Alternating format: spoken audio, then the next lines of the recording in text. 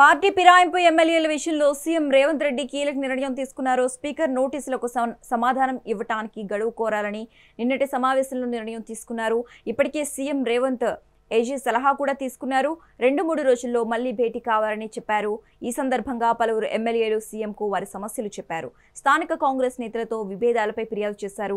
అభివృద్ధికి సహకరించడం లేదని ఆవేదన చెందారు. పలువురు నేతలు ఇబ్బందులు పెడుతున్నారని పేర్కొన్నారు. చర్చలతో వర్గ విభేదాలు పరిష్కరించుకోవాలని సీఎం సూచించారు. సంక్షేమం, అభివృద్ధి ముందుకు సాగాలని చెప్పారు. అయితే నిన్నటి సమావేశంలో కడియం శ్రీహరి మినహా మిగిలిన 9 మంది ఎమ్మెల్యేలంతా సీఎం రేవంత్ రెడ్డితో భేటీ అయ్యారు.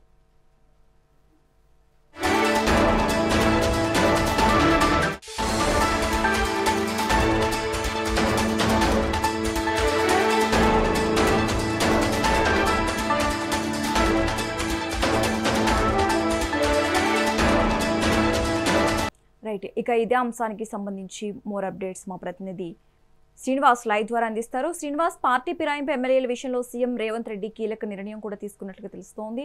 అయితే స్పీకర్ నోటీసులకు సమాధానం ఇవ్వడానికి గడువు కోరాలని నిన్నటి సమావేశంలో నిర్ణయం తీసుకున్నారు. దీనికి సంబంధించి పూర్తి డీటెయిల్స్ ఇవ్వండి. ఫిరాయించిన ఎమ్మెల్యేలకు సంబంధించిన కూడా సమావేశం సీఎం రేవంత్ ఘనంగా అంటే టీఆర్ఎస్ పార్టీ నుండి గెలిచి కాంగ్రెస్ లో చేపట్టి 10 మంది ఎమ్మెల్యేలకు సంబంధించిన అంశంలో కూడా ఇప్పటికే సుప్రీంకోర్టు ఒక కీలక నిర్ణయం తీసుకుంది. ఆ 3 నెలల్లో స్పీకర్ నిర్ణయం తీసుకోవాలంటే కూడా సూచించిన నేపథ్యంలో కూడా స్పీకర్ కూడా నోటీసులు జారీ చేశారు. ఈ క్రమంలో కూడా ఏ విధంగా స్పీకర్ నోటీసులు జారీ చేసిన నేపథ్యంలో కూడా ఏ విధంగా ముందుకు వెళ్ళాలనే అంశంపై కూడా సీఎం రేవంత్ రెడ్డి కూడా ఎమ్మెల్యేలు సమావేశాన్ని పరుస్తున్నారు. అయితే ఈ సమావేశానికి కరెన్సీ స్టేషన్ కరెన్సీ మాత్రం హాజరు కాలేదు. దీంతో పాటు మిగతా ఎమ్మెల్యేలందరూ హాజరయ్యారు.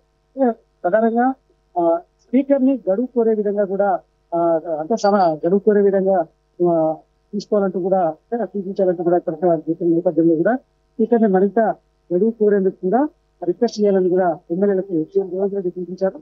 సో ఈ నేపథ్యంలో కూడా స్పీకర్ ని మరి ఈ ఎమ్మెల్యేలు ఫిరాయించిన ఎమ్మెల్యేలు మరింత గడువు కోరే అవకాశం ఉంది. ఆ నోటీసులకు సమాధానం ఇచ్చేందుకు కూడా సో సీఎం రేవంత్ రెడ్డి విధించిన నేపథ్యంలో కూడా స్పీకర్ ని కలిసి గడువు కోరేందుకు కూడా ప్రయత్నం చేసిన పరిస్థితి. ఇప్పటికే కొన్ని ఈ విషయంపై కూడా సీఎం రేవంత్ రెడ్డి వాళ్ళకు సూచనలు సలహాలు కూడా చేశారని చెప్పుకోవచ్చు.